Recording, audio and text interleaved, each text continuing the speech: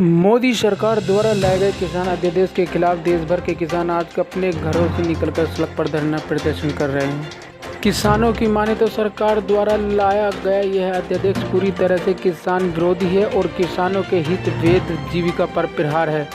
देश भर में चल रहे किसानों के धरने प्रदर्शनों की कड़ी में जनपद मुरादाबाद के छजलेट में भी सैकड़ों किसानों ने नगर के भारतीय किसान यूनियन के कार्यकर्ता के सामने अध्यादेश को वापस लाने वे डॉक्टर स्वामीनारायण द्वारा 2006 में तत्कालीन मनमोहन सरकार के सम्मुख पेश की गई अपनी रिपोर्ट, जिसमें किसानों की उनकी लागत मूल्य का 50% मुनाफा देने की पुरजोर सिफारिश की गई थी और लागू करने की मांग की गई।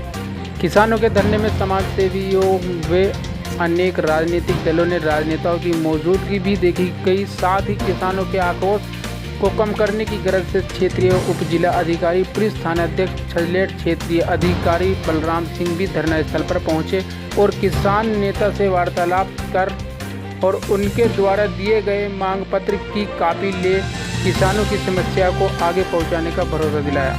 भारतीय जनता पार्टी पर निशाना साधते हुए भावे कार्यकर्ताओं ने गन्ना भुगतान समय से करने हेतु विद्युत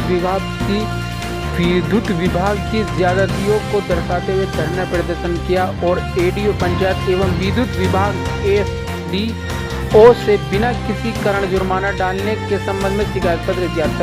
सभी शिकायतों को रखते हुए एसडीएम कांट को ज्ञापन सौंपा, जिसमें हाजी इमरान, हरदीप सिंह, जितेंद्र बिश्नोई जीत, ऋषिपाल सिंह, मनोज चौधरी, समीम अहमद, तहसील कांट अध्यक्ष, तहसील प्रभारी कांट, वरिष्ठ नेता विजयपाल सिंह, धर्मपाल सिंह, समरपाल सिंह, राहुल चौधरी, मीडिया प्रभारी नवनीत बिश्नोई, जिला मंत्री चेयरमैन कांट गन्ना समिति नेमपाल सिंह, धर्मवीर सिंह, सतवीर सिंह, शिव कुमार सिंह, कुलवीर सिंह, डॉक्टर जितेंद्र देसराज सिंह, सुनील ढाका, नीतू पहलवान, हाजी इकराम, रामकला सिंह, नन्हे सिंह आदि मौजूद रहे।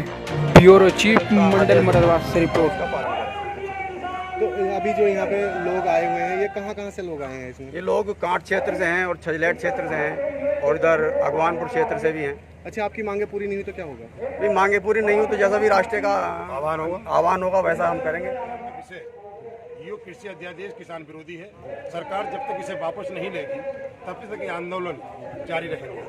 और इस क्रम में हम बता देना चाहते हैं कि सरकार ने चुनाव में घोषणा पत्र में जो वादा किया था वो लगातार वादा खिलाफी किसानों के सामने समझ में आ गई है। क्योंकि किसान की लागत 150 गुना देने का वादा किया था। गन्ने का रेट 450 रुपये करना था, जो अभी तक 4 गत वर्षों से कोई रेट नहीं बढ़ाया गया। डिजिटल इंडिया करने की बात प्रधानमंत्री ने की थी, जो आज तक किसान का पैसा करने का भुगतान अभी तक अधर में है, चीनी मिलों के पास है। हमारी मुख्य समस्या है कि सरकार इस अध्यादेश को वापस ले और किसान हित में डॉक्टर स्वामीनाथन आयोग रिपोर्ट को लागू करे। किसान बचेगा तो देश बचेगा। धरती पर काम करने वाला किसान और सीमा पर जवान, दो ही चीज़ हैं, इसके हम लगातार नारा दे रहे हैं और हमने कहा है जय जवान और जय किसान। अच्छा नेताजी, आपने एक बात कही है, सरकार जब तक आपकी मांग पूरी नहीं करेगी तब तक किसान धरने पर बैठ रहेंगे। तो कब तक ये आपका चलेगा लगभग? ये ऐसा है, सरकार को विचार करना है इस चीज़ के लिए। किसान अपना हक मांग रहा है। इस धरती का पेट चीरकर जो किसान अन्न पैदा करता हो और पूरे देश का पालन करता हो और वो किसान भूखा हो और धरती किसान की माँ है, और ये सरकार पूंजीपतियों के उद्योग के हाथ में सरकार का जिनसों का भाव देने के बाद सरकार किसान को बर्बाद करने का काम कर रही है। और किसान मतलब इसे बर्बाद नहीं होने देगा। धरती उसकी माँ है, माँ को अपना बेचने नहीं देगा। नहीं, मेरा सवाल आपसे ये है कि और बड़े होंगे आंदोलन, और बड़े होंगे, गांव-गांव होंगे, क्षेत्र में होंगे। आज भी ये किसानों का जो आंदोलन है पूरा राष्ट्र में है और इसी तरह आंदोलन लगातार बढ़ाए जाएंगे। अच्छा, इससे पहले मुरादाबाद में कोई आंदोलन देखे गए? समाजवादी पार्टी, हमारा ये कहना है, भारतीय किसानों के झंडे के नीचे जो राजनीतिक पार्टी विपक्ष में होती है वो सभी झंडे के नीचे इसके आई है। और विपक्ष किसी का भी हो, पहले केंद्र सरकार कांग्रेस की सरकार थी तो भाजपा वाले हमारे बीच में थे। आज ये भाजपा की सरकार है तो ये विचार कर ले। क्यों?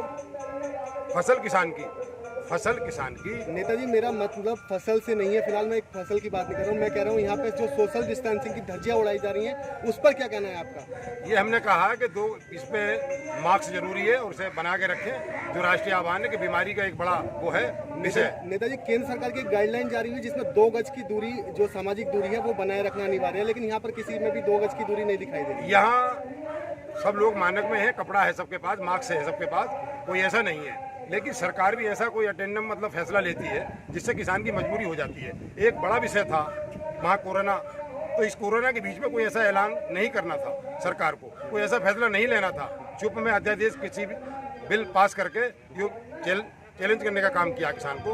तो हम तो लगातार मानक में हैं और सिस्टम में काम कर रहे हैं, सभी पर मास्क और कपड़ा है, उसी के बीच में अपना काम करना है। हमने पहले भी ऐलान किया है और अब भी ये बात कह रहे हैं कि अपना मास्क की दूरी बना के रखो, अपना जरूरी है, मास्क जरूरी है।